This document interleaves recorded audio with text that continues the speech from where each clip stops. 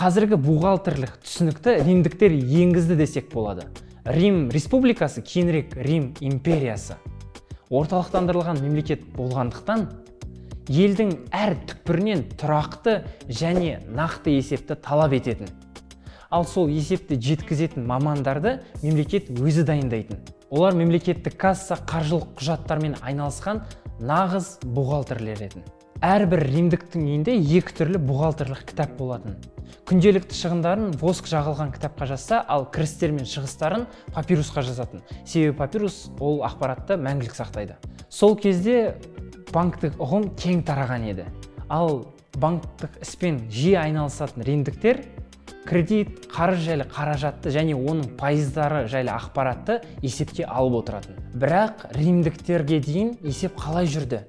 Адамдар өз мүліктерін қашан есепке алып бастағанын нақты анықтау мүмкін емес.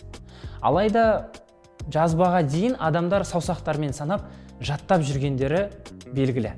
Шамамен 60 000 жыл бұрын керітілген таңбалар санау үшін қолданылғанын біз білеміз. Мысалы, Канададағы Алгонкин үндістері таяқтар мен сүйектерді бояп, бухгалтерлік тотемдерге айналдырған. Ал адамдар жерді өңдей бастағанда тұқым, егін, еңбек құралдары сияқты заттарды есепке алуға тура келді. Сондықтан бұрынғы есеп құралдары жарамсыз болды. Күрделі жүйелер ойлап табуға тура келді. Уақыт өте келе есептеу жүйелері өзгеріп өтті. Таяу шығыс мекендеріндегі Ерихон тайпалары біздің эрамызға дейінгі 8-ші мыңжылдықта балшықтан жетондарды есеп құралы ретінде пайдаланды. Және санағандарын сонда бейнелейтін. Ол жетондарды саз балшықтан жасаған қуыс ыдыстарда сақтайтын. Солай жаңа жетон есеп құралдары пайда болды. Ал месопотамиялықтар болса, біздің заманымыздан бұрын 4-ші мыңжылдықтан бастап саз балшықтан жасаған тақтайшаларға есептерін жазып қолданылған. Ол тақтайшалар ағаштан да, сүйектен де, тастан да жасалатын. Алайда балшықтан көбінесе қолданылған себебі оған жазу оңай және өзгерту де оңай болатын. Ал мысырлықтар мен гректер болса, бұл бухгалтерлік істерді ары қарай дамытты. Мысалы, ежелгі Египетте папирус тұрақталғаннан кейін хронологиялық кезекте есептерді жаза бастады. Және Грецияда болса, жария есептері және есептердің регистрлері пайда болды. Осылай ежелгі заманда есеп жүйенің пайда болып, оның ары қарай дамығанын біз байқадық. Алайда орта ғасырларда бухгалтерлік іс кері қайтты. Орта ғасырлық Европада феодалдық болғанын білеміз, және бір қаржылық секторды басқару үшін бірнеше түрлі валюта мен бірнеше түрлі қаржы жиынтық заңдары болған. Сондықтан адамдар қайтадан биркаға сүйене бастады. Бұл ежелгі замандағы бухгалтерлік ең қарапайым құрал. Бұл биркалар ретінде есеп сомасын көрсететін ойықталған таяқшалар болатын. Олар екіге бөлініп ұзыннан кесілетін. Бір бөлігі сатушыда, ал екінші бөлігі сатып алушыда. Бір-біріне сәйкес келсе, келісім шынайы болды. Былай қарап тұрсақ, биркалар шын мәнінде қазіргі шот фактураның аналогы ретінде болған. Европаның кейбір жерлерінде тіпті 20-шы ғасырға дейін қолданыста жүрген. Феодализм құлдырағаннан кейін бухгалтерлік іс әрі қарай дами бастады. Итальяндық бухгалтерлер революциялық идеямен келді. Бұл әдісте бірдей актив пен пассивтер есепке алынып, бұрынғы әдістерге қарағанда капитал мен табыстың жағдайын әлде қарай жақсырақ көрсетті. Екі жақты енгізу әдісі алғаш рет Европада, ал 19-шы ғасырдан бастап бүкіл әлемге тарады. Және бухгалтерліктің жаңа нюанстар пайда болды.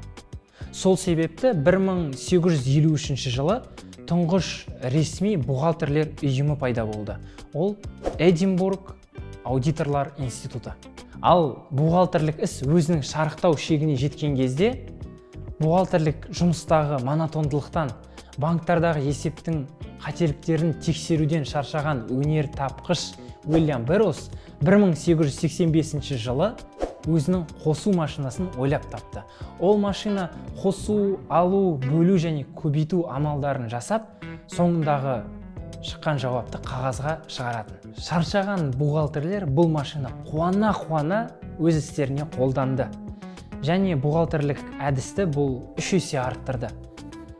машина адамға қарағанда әлдеқайда азырақ қате жасайды. Солай 1910 жылға қарай 100 мыңнан астам адам Burroughs машиндарды қолданып жүрді. Солай өзі байқамай Уильям Burroughs домино эффектісін бастады. Бухгалтерлік іс әрі қарай дами бастады. Соның арқасында 1928 жылы IBM 301, ал 1954 жылы IBM 702 көлемдік компьютерлары іске асты. 1979 жылдан бастап дербес компьютерлер көлемдік компьютерлердің орындарын ала бастады. Apple I компьютерінің Visio Calc электронды кесте бағдарламасы қазіргі бухгалтерлердің қолданып жүрген софт бағдарламаларының бастамасы. Қазіргі таңда бухгалтерлік есепті жүргізу бұрындағы риммен салыстырғанда әлдеқайда оңайырақ. Алайда бизнес егерлері бұған немқұрайлы қарамағаны жөн. Әрине есеп қисап пен қаржы құжаттарын жинау уақытты талап етеді. Алайда бізде бизнес үшін жақсы жаңалық бар. Жусан бизнес ұсынған онлайн бухгалтерия бизнестің жұмысын едәуір жеңілдетеді. Енді жеңілдетілген салық жүйесімен жұмыс жасайтын жеке кәсіпкер және жауапкершілігі шектеулі серіктестіктер өзінің бухгалтериялық істерін Жусан бизнес ұсынған қосымшада жасай алады. Қызметті тек фирманың бухгалтері емес, сонымен қоса басшысы да жүргізе алады. Себебі қосымшаның интерфейсі оңай және қарапайым келеді. Жусан бизнес ұсынған онлайн бухгалтерия есепті оңай тапсыруға, қажетті есепті жинауға және салықтық нысанды өз бетінше толтыруға көмектеседі. Бұл қосымша тек қана уақыт емес, сонымен қоса қаражатты да үнемдейді. Себебі онлайн бухгалтерияны қосу және пайдалану тегін. Мінекей біз сіздермен бухгалтерлік істің ежелден бастап қалай дамығанын бөлістік. Сонымен қоса көзге көріне бермейтін есеп қисаптың осыншама өзгеріске ұшырағанын байқадық. Ал бүгінге осы сіздермен болған Марлен. Арнамызға тіркеліп, лайк пен коммент қалдыруды ұмытпаңыздар. Сау, сәлематта болыңыздар.